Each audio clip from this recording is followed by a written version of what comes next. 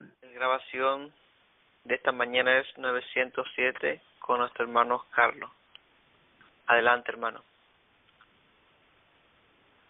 Muy buenos días a todos mis amados hermanos que nos escuchan a través de la red Despierta Pueblo Mío.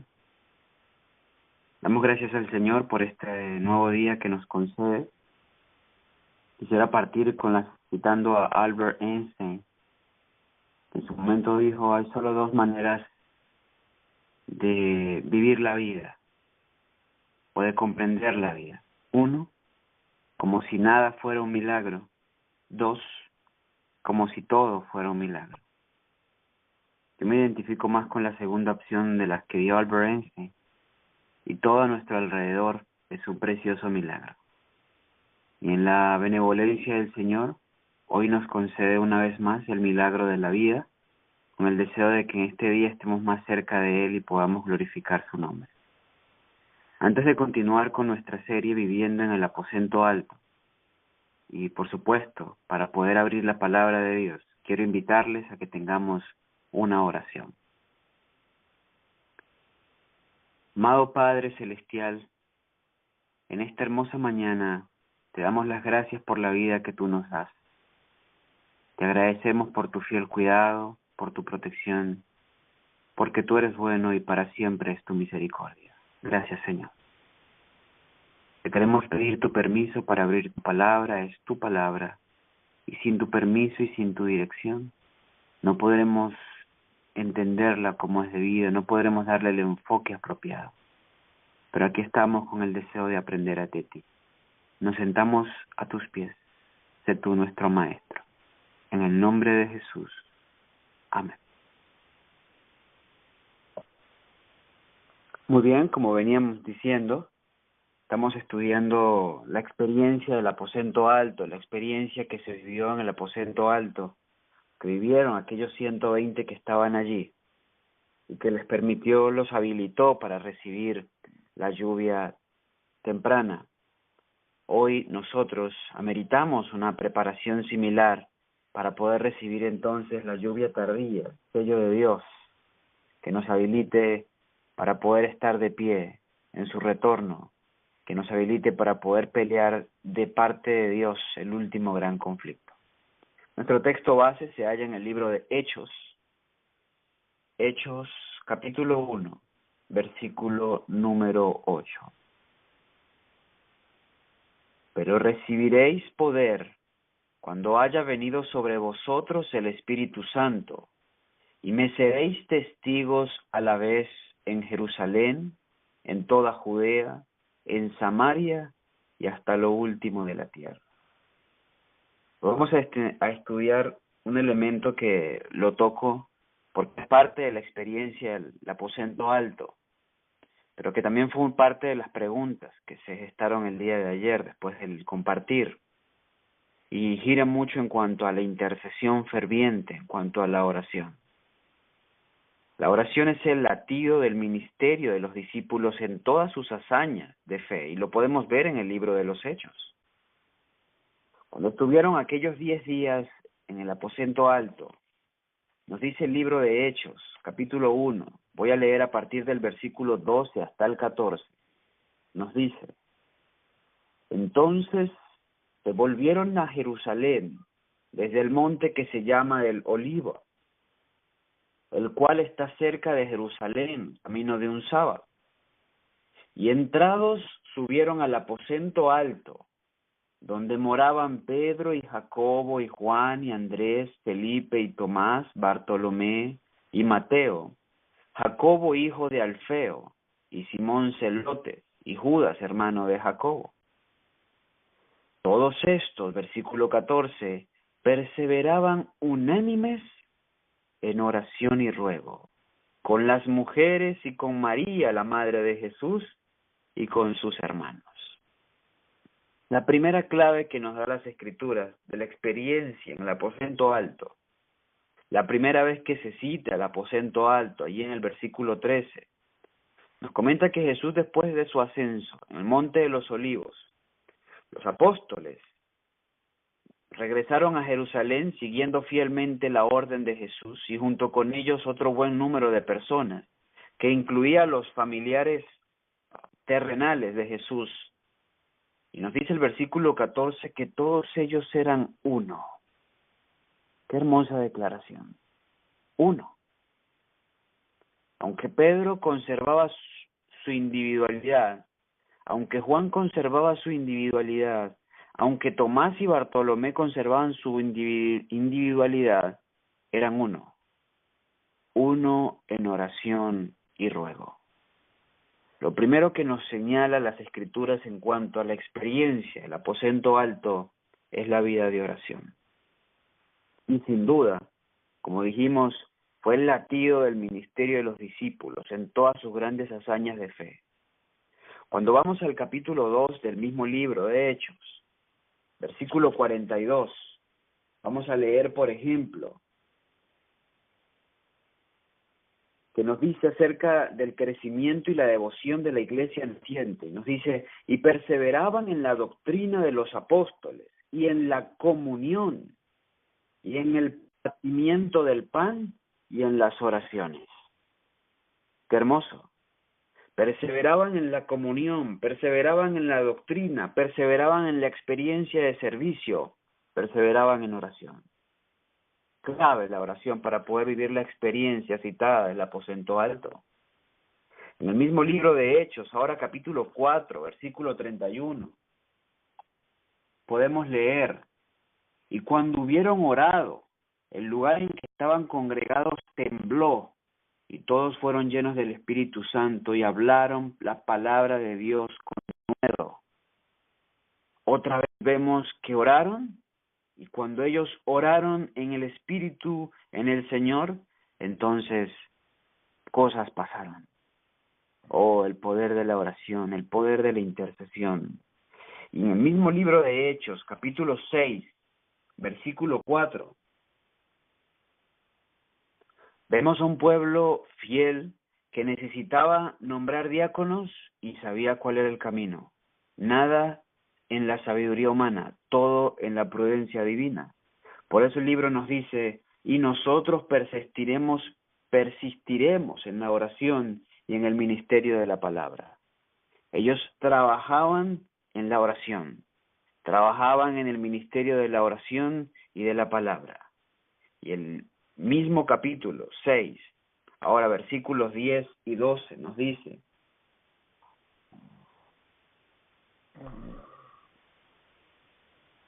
que en el caso de Esteban era hombre que podía resistir a la sabiduría de los hombres y hablaba con espíritu dado por la oración. Preciosas declaraciones que encontramos en el libro de los Hechos, preciosas declaraciones que vemos y en las cuales encontramos el poder manifiesto de estos apóstoles, pero que todo partió de la experiencia sencilla del aposento alto, experiencia que en su inicio estuvo marcado por la oración. Y a medida que fue desarrollando y creciendo, la oración seguía siendo la fuerza, la razón, el motivo, el poder, la llave que les daba a ellos el poder, el acceso al almacén celestial. La experiencia de oración en el aposento alto inició una vida de oración para todo el ministerio de los discípulos. Y fue mediante la oración que ellos desarrollaron corazones confiados. Fue mediante la oración que ellos establecieron una actitud de dependencia del Todopoderoso. Fue mediante la oración que ellos reconocieron su debilidad y buscaron la fuerza de Dios. Fue mediante la oración que ellos admitieron su ignorancia y buscaron la sabiduría de Dios. Fue a partir de esa experiencia que pudieron ver abiertamente sus limitaciones y clamaron por el poder infinito. Reconocieron que nunca iban a poder alcanzar el mundo con el Evangelio sin la presencia y el poder del Espíritu Santo. Eso es algo que hoy nosotros necesitamos entender, y una de las primeras cosas que el Señor quiere que nosotros hagamos es que desarrollemos un espíritu de oración. El libro de Apocalipsis, capítulo número 7. Libro de Apocalipsis, capítulo número 7. Acompáñenme allí en sus Biblias. Leeremos a partir del versículo 1 hasta el versículo 3. Nos dice: y después de estas cosas, vi 4 ángeles en pie sobre los 4 ángulos de la tierra, deteniendo los 4 vientos de la tierra, para que no soplasen viento sobre la tierra, ni sobre el mar, ni sobre ningún árbol. Y vi otro ángel que subía de donde nace el sol, teniendo el sello del Dios viviente, y clamó con gran voz a los 4 ángeles, a los cuales era dado hacer daño a la tierra y al mar, diciendo: no hagáis daño a la tierra, ni al mar, ni a los árboles, hasta que hayamos sellado a los siervos de nuestro Dios en sus frentes. En esta expresión apocalíptica, vemos que existen 4 ángeles, o que 4 ángeles estaban ubicados en los 4 ángulos, en los 4 puntos cardinales, norte, sur, este y oeste, deteniendo los 4 vientos, para que los vientos no fueran sueltos y afectaran ni a la tierra, ni al mar, ni a ningún árbol. Por supuesto, Apocalipsis es un libro de símbolos. El mar representa muchedumbre de gente, nos dice el Salmo 17, el Apocalipsis 17:15. Un árbol representa un hombre, según el Salmo capítulo 1, según Daniel capítulo 4. La orden divina es que no fueran sueltos los vientos, para que no le hiciera daño a los hombres, para que no viniera la tribulación, para que no vinieran los acontecimientos finales. Los ángeles, al soltar los vientos, se vendrá todo lo que la profecía ha anunciado en cuanto a tribulación, persecución y demás. Pero un ángel sale del este, y noten la figura, sale del este donde nace el sol y tiene el sello del Dios viviente. Y les dice a los ángeles: no suelten los vientos, no los suelten, porque si ustedes los sueltan, entonces vendrá la tribulación total y hay un problema. Los hijos de Dios no están sellados. Los siervos de Dios no tienen el sello en sus frentes. Ayer hablamos por qué no lo tienen. Lo podemos volver a leer.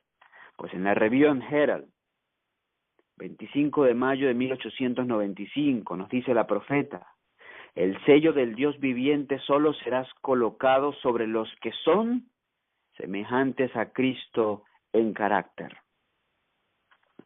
Entonces, ¿por qué no se sueltan los vientos y no vienen los acontecimientos finales? Porque no están sellados los siervos de Dios. ¿Y por qué no reciben el sello? Porque no son semejantes a Cristo. Y en eso está trabajando el cielo. Y para ello es necesario la experiencia del aposento alto.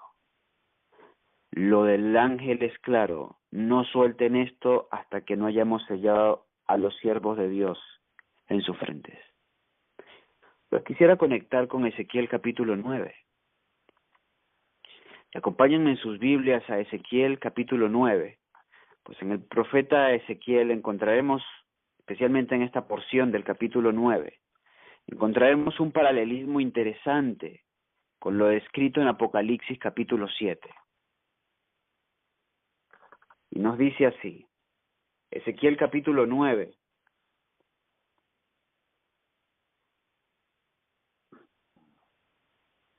Leeremos a partir del versículo 1. Y clamó en mis oídos con gran voz, diciendo: los verdugos de la ciudad han llegado, y cada uno trae en su mano su instrumento para destruir. He aquí 6 varones venían de camino de la puerta de arriba que mira hacia el norte, y cada uno traía en su mano su instrumento para destruir. Y entre ellos había un varón vestido de lino, el cual traía en su cintura un tintero de escribano, y entrados se pararon junto al altar de bronce. Y la gloria del Dios de Israel se alzó sobre el querubín, sobre el cual había estado, al umbral de la casa. Y Jehová llamó al varón vestido de lino, que tenía a su cintura el tintero de escribano, y le dijo: pasa por medio de la ciudad, por medio de Jerusalén, y pon una señal en la frente a los hombres que gimen y claman a causa de todas las abominaciones que se hacen en medio de ellas. Interesante. Otra vez, hay hombres y se habla de destrucción, se habla de tribulación, un lenguaje muy parecido al de Apocalipsis 7. Pero a uno de ellos, el que tenía en su cintura un tintero de escribano, se le dio la orden: pasa por el medio de Jerusalén y coloca, versículo 4, una señal en la frente. El ángel de Apocalipsis 7 dijo que había que colocar un sello, una señal en la frente de los siervos de Dios. Y a este hombre se le da la orden, aquí en Ezequiel 9, coloca una señal en la frente. Pero miren la característica. A los que gimen y claman. ¿Qué podemos encontrar allí? Un espíritu de intercesión, oración.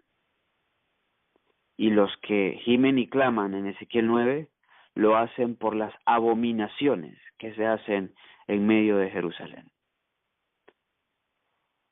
Oh, cuán importante es un espíritu de intercesión, de oración, dentro de la experiencia del aposento alto y como capacitación para recibir el sello del Dios vivo, para poder recibir el Espíritu Santo en forma de lluvia tardía. Cuán importante es experimentar eso, cuán importante la experiencia descrita en Ezequiel capítulo 9. La oración intercesora, una vida de oración. Nos dice el Camino a Cristo, página 92.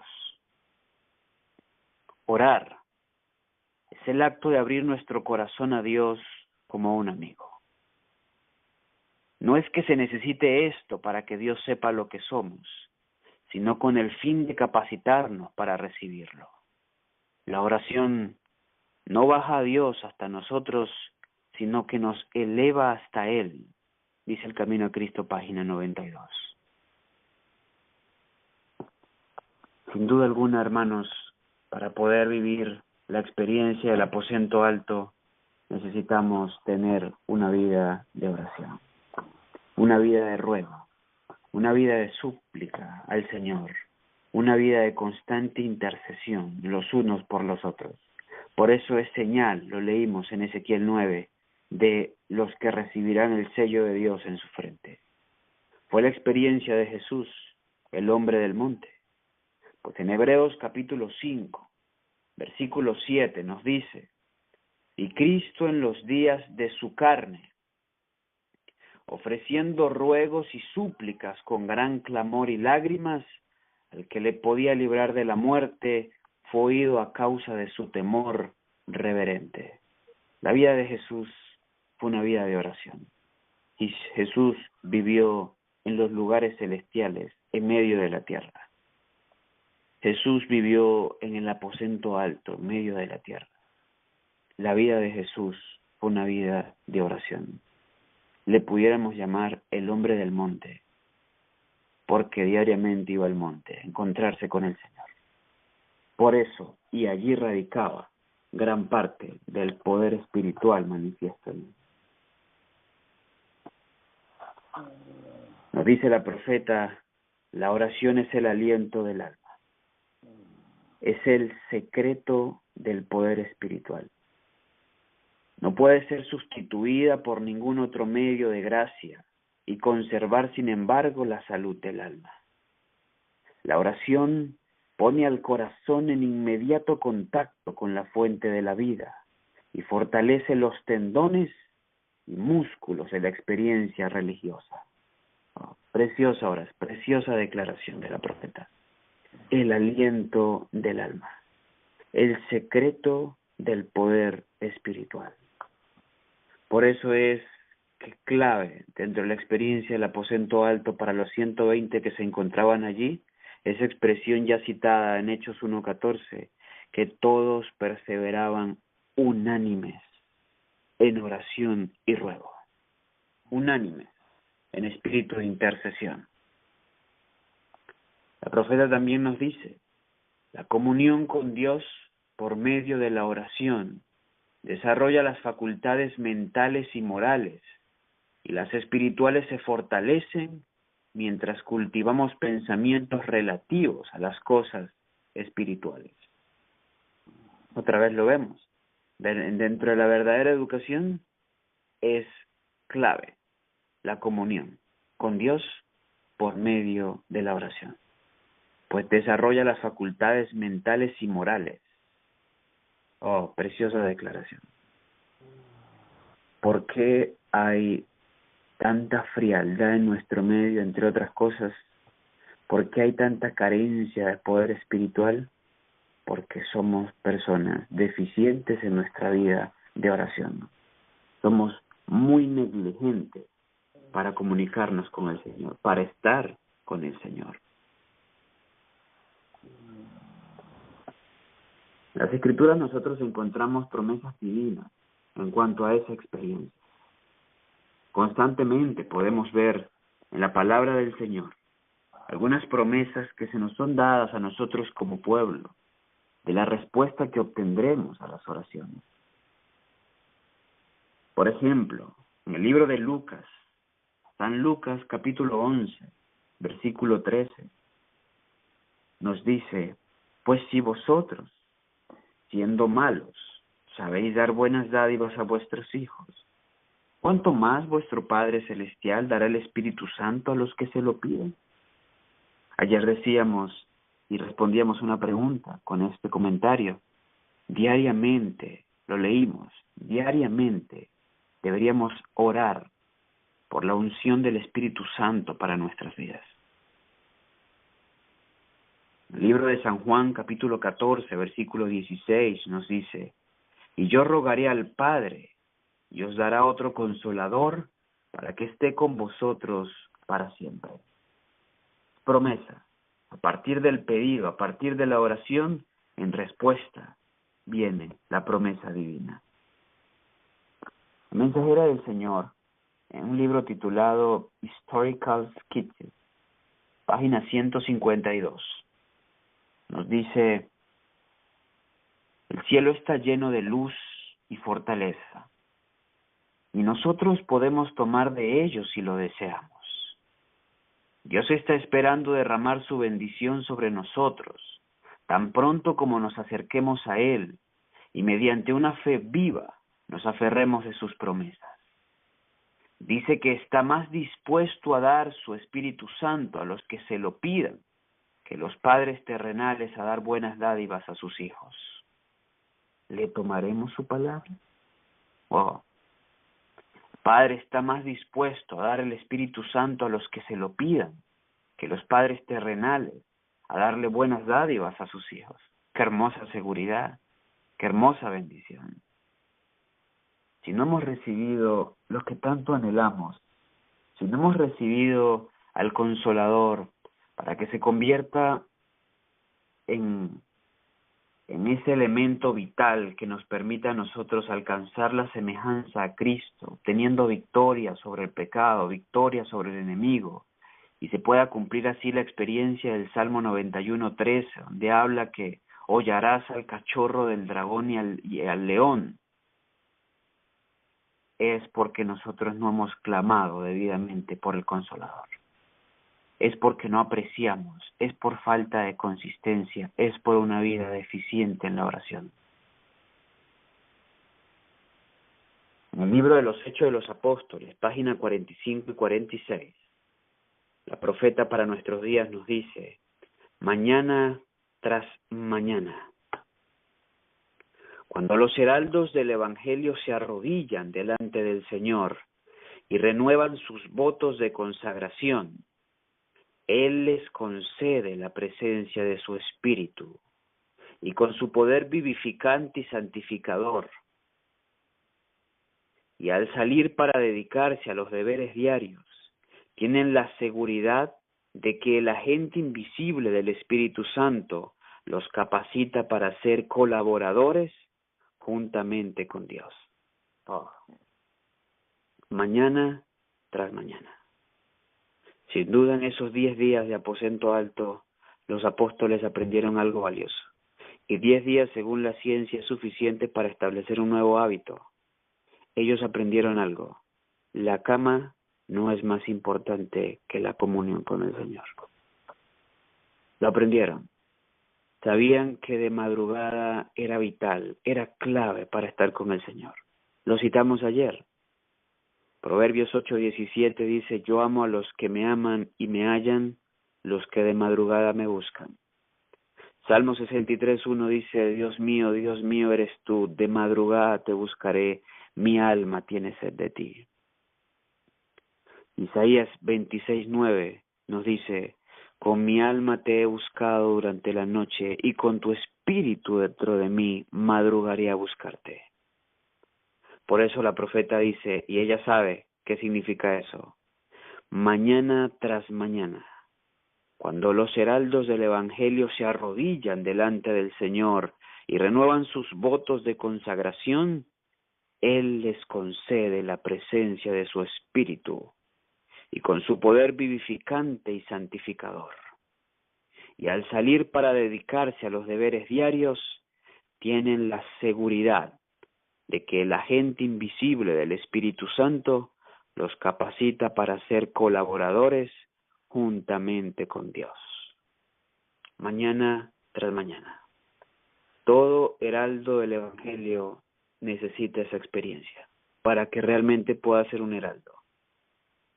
Todo aquel que realmente quiera vivir una vida a la altura, a la estatura, dice el apóstol Pablo, de nuestro Señor Jesucristo, necesita esa experiencia.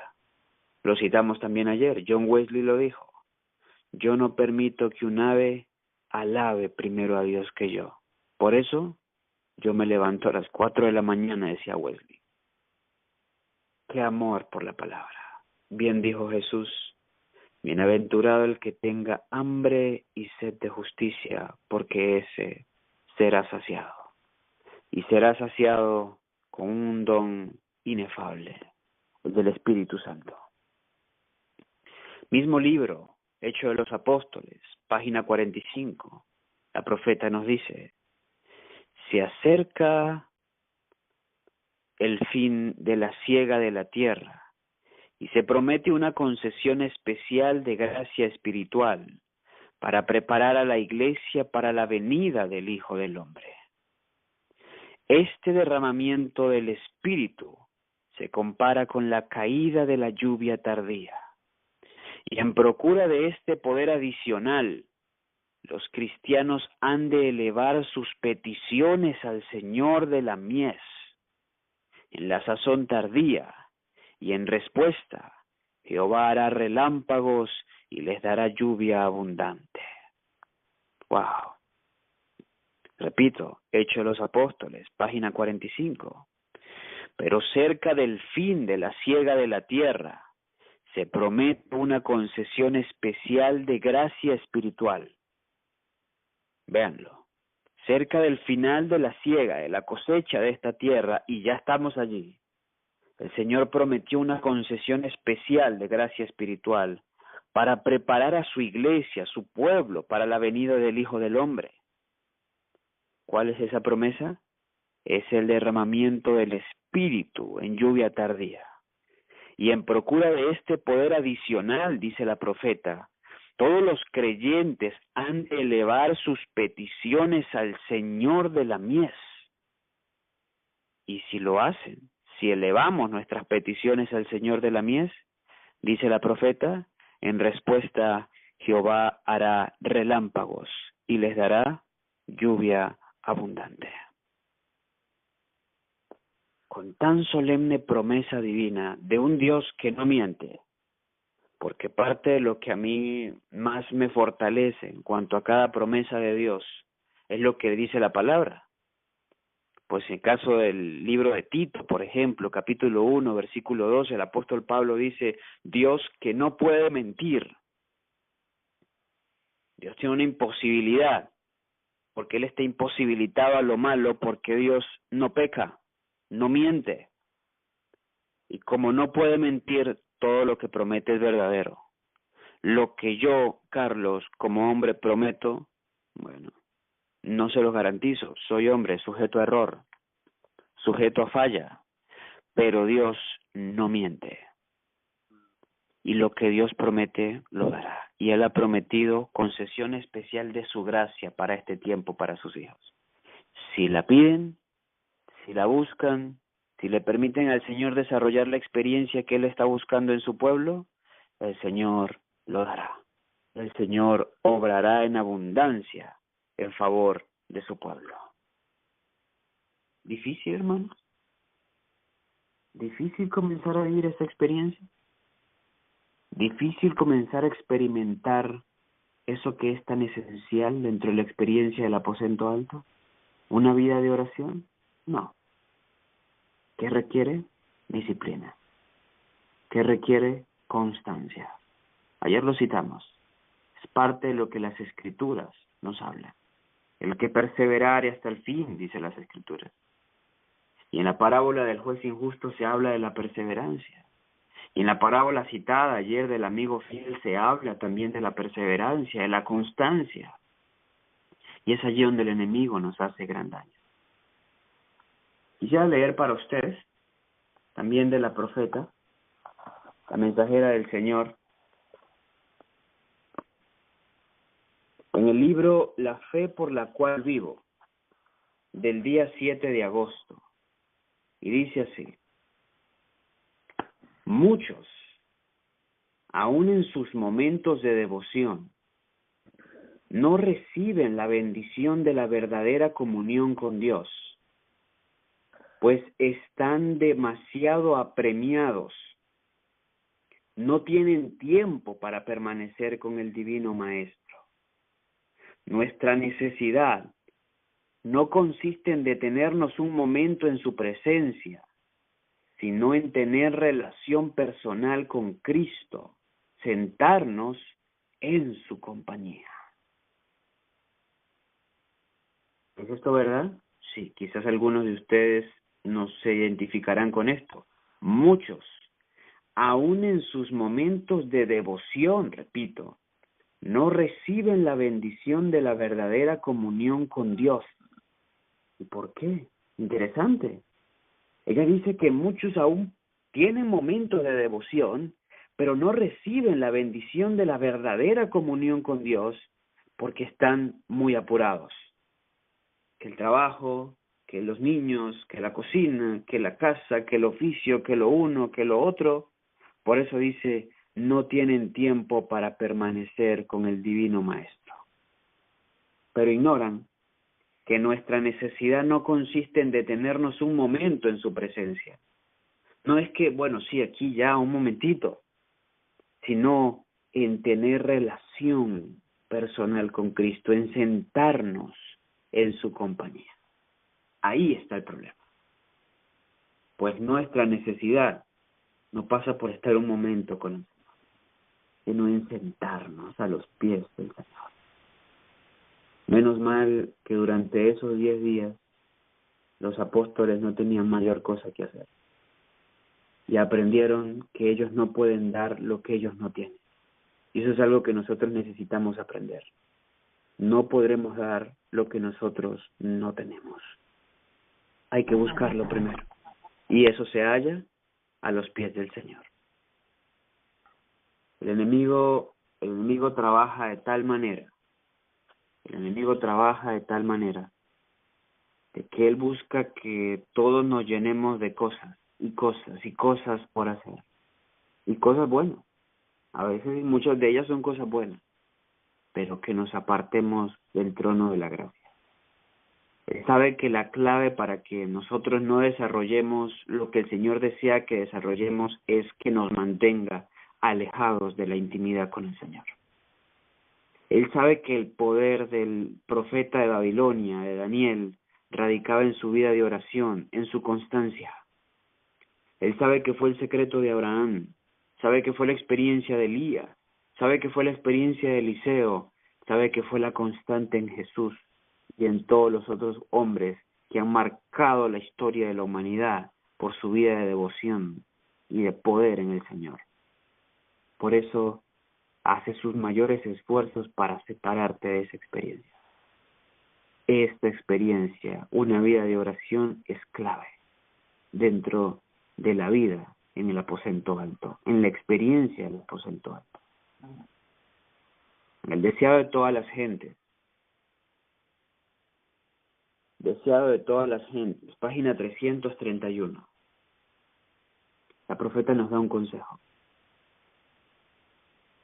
Cuando todas las demás voces quedan acalladas y en la quietud esperamos delante de Él, el silencio del alma hace más distinta la voz de Dios. Esta voz nos invita: estad quietos y conoced que yo soy Dios. Solamente allí puede encontrarse verdadero descanso. Y esta es la preparación eficaz para todo trabajo que se haya de realizar para Dios. Entre la muchedumbre apresurada y el recargo de las intensas actividades de la vida, el alma que es así refrigerada quedará rodeada de una atmósfera de luz y de paz. La vida respirará fragancia y revelará un poder divino que alcanzará a los corazones humanos. Hermosa declaración. Cuando todas las demás quedan acalladas y en la quietud esperamos delante de Él, el silencio del alma hace más distinta la voz de Dios. Y dice la profeta, esta es la preparación eficaz que se necesita para toda hora. En la comunión con el Señor, en la intimidad con el Padre Celestial. Nosotros, hermanos, necesitamos aprender que debemos cambiar nuestras prioridades y que hay cosas por las cuales debemos luchar como luchó Daniel. Una de ellas, la oración. Daniel prefería morir a dejar de orar. En un mundo relativo como el que nosotros vivimos hoy, en el caso de Daniel, se emitió un edicto, nos cuenta Daniel capítulo 6, que prohibía orar a cualquier dios o hacer cualquier petición que no fuera al emperador, a Darío para aquel entonces. Era un mes, hermanos. Cualquiera de nosotros pudo haber dicho, pues es un mes sin orar. Mejor para muchos de nosotros. Pero para Daniel, y él lo entendía, él sabía que el secreto de su vida, el poder de su experiencia espiritual radicaba en la oración. Eso era debido a muerte. Preferían que le mataran físicamente y no espiritualmente. Wow, si nosotros entendiéramos eso.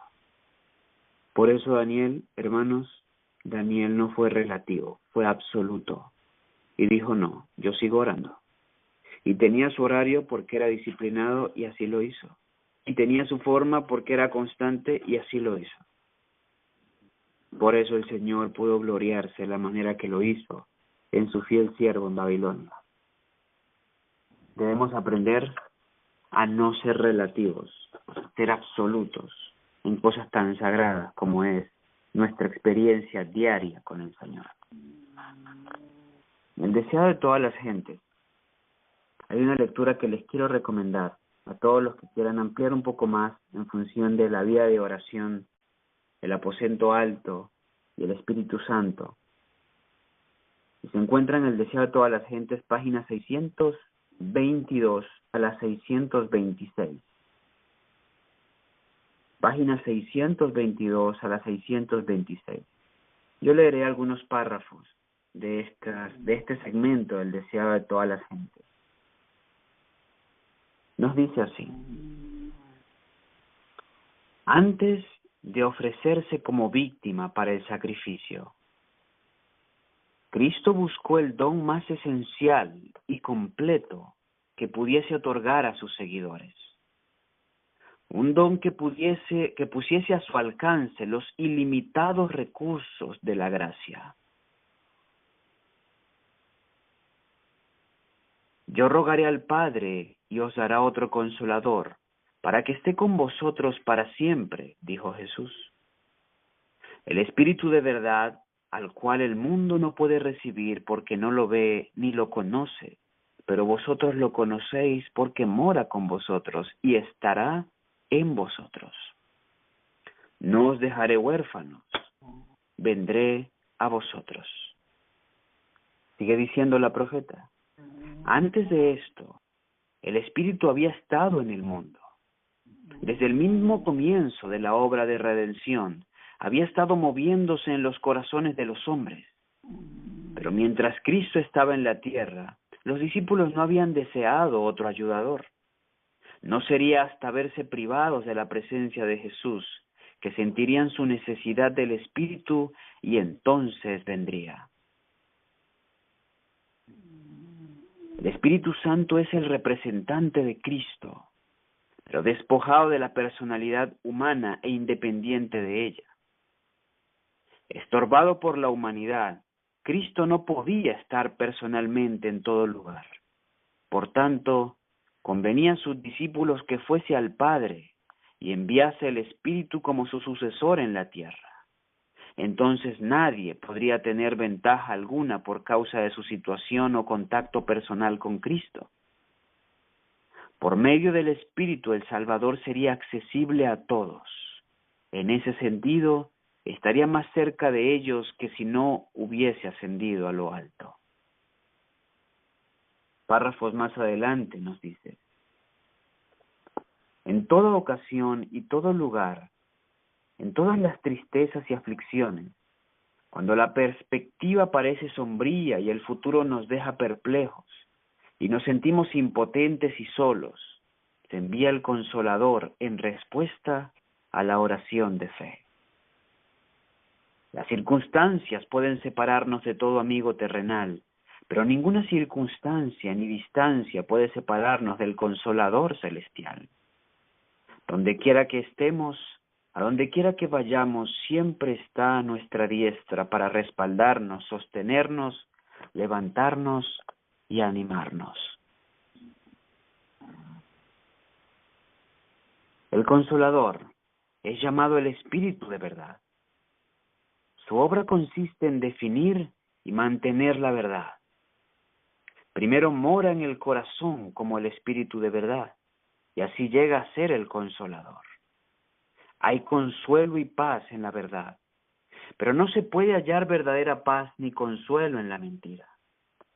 Por medio de falsas teorías y tradiciones es como Satanás obtiene su poder sobre la mente, induciendo a los hombres a adoptar normas falsas y deformar el carácter. El Espíritu Santo habla a la mente y graba la verdad en el corazón a través de las Escrituras. Así expone el error y lo expulsa del alma. Es por medio del Espíritu de verdad, obrando a través de la palabra de Dios, como Cristo subyuga a sí mismo a su pueblo escogido. Al describir a sus discípulos la obra interior del Espíritu Santo, Jesús trató de inspirarlos con el gozo y la esperanza que alentaba su propio corazón. Se regocijaba por causa de la ayuda abundante que había provisto para su iglesia. El Espíritu Santo era el más elevado de todos los dones que podía solicitar de su Padre para la exaltación de su pueblo. El Espíritu iba a ser dado como un agente regenerador, y sin esto, el sacrificio de Cristo habría sido inútil. El poder del mal se había estado fortaleciendo durante siglos, y la sumisión de los hombres a este cautiverio satánico era asombrosa. El pecado podía ser resistido y vencido únicamente por medio de la poderosa intervención de la tercera persona de la deidad, quien iba a venir no con energía modificada, sino en plenitud del poder divino. El Espíritu es el que hace eficaz lo que ha sido realizado por el Redentor del mundo. Por medio del Espíritu es purificado el corazón. El creyente llega a ser participante de la naturaleza divina a través del Espíritu. Cristo ha dado su Espíritu como poder divino para vencer todas las tendencias hacia el mal heredadas y cultivadas y para imprimir su propio carácter en su iglesia. Oh, preciosas declaraciones de nuestra profeta. Necesitamos el Espíritu para que el carácter de Cristo sea impreso en nuestra alma. Pero ¿cómo lo obtendremos? Primer paso, vida de oración. En la experiencia del aposento alto. Una vida de oración. Querido hermano, en esta mañana te quiero invitar a que consideres tu experiencia con el Señor. Te quiero invitar a que pienses cómo es tu vida de devoción con el Padre. Jesús dijo en San Mateo 6:21, no os engañéis, no te engañes. No me digas que me amas, donde está vuestro tesoro, ahí está tu corazón. ¿Qué es lo primero de tus días?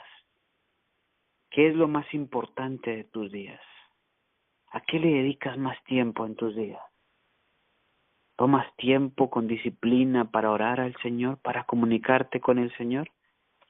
¿O es algo esporádico cuando te queda tiempo? ¿Qué es prioridad en tu vida? Medita en ello, hermano. Medita ello donde estás, pues es necesario que reflexiones en cuanto a tu experiencia espiritual actual y la que necesitas para ser participante de la experiencia en el aposento alto. La vida en el aposento alto se vive de rodillas. Hace aproximadamente unos 50, 60 años atrás, en las montañas de Santa Cruz de la Sierra, murió un hombre que es mundialmente conocido como un símbolo de revolución. Era un argentino, médico, se hizo revolucionario y llegó y se consolidó en la revolución y en el comunismo en Cuba. Su nombre era Ernesto Guevara, mejor conocido como el Che. Ernesto Guevara, antes de morir, se puso de pie y le dijo al hombre que lo iba a ejecutar, mátame, pero mátame así, de pie. Pues prefiero morir de pie que vivir de rodillas. Esa fue su declaración. Morir de pie antes que vivir de rodillas. Dentro de su filosofía política entendemos lo que quiso decir. Pero yo te digo hoy, no digas prefiero morir de pie que vivir de rodillas. Muere cada día de rodillas para que puedas vivir de pie. Muere espiritualmente cada día de rodillas para que puedas vivir físicamente de pie, como hijo de Dios y para gloria de Dios. Dios les bendiga en esta mañana y que podamos comenzar a tomar decisiones que realmente nos permitan vivir la experiencia del aposento alto. No olviden, los que gimen y claman, los que manifiestan un espíritu de intercesión, recibirán el sello de Dios en su frente, y lo recibirán porque manifestarán el Espíritu de Cristo, y solo se manifestará el Espíritu de Cristo cuando recibimos el fiel Consolador como don precioso. El Señor les bendiga. Quiero invitarte a que allí donde estés tengamos una oración.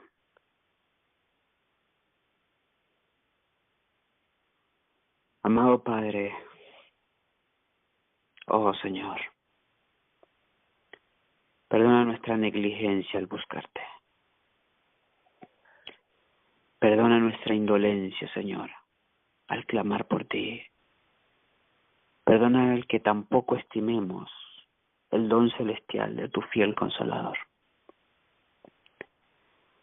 Te pedimos, oh Padre, que tu palabra sea una espada de dos filos en nuestros corazones y que nos mueva a tomar decisiones para beneficio de nuestra alma y para beneficio de tu obra y para gloria de tu nombre. Querido Señor, estamos cansados de fallarte. Estamos cansados de una experiencia deficiente espiritual, carente de poder espiritual. Por eso clamamos, Señor, para que nos habilites, nos des de tu Espíritu Santo y nos muevas en disciplina y en constancia en una vida de oración. Queremos ser hombres de fe y de oración. Por eso te pedimos tu ayuda, Señor. Clamamos por el fiel Consolador para que descienda sobre tu pueblo y tu pueblo pueda cumplir fielmente la obra que le has encomendado. Gracias por cada promesa divina.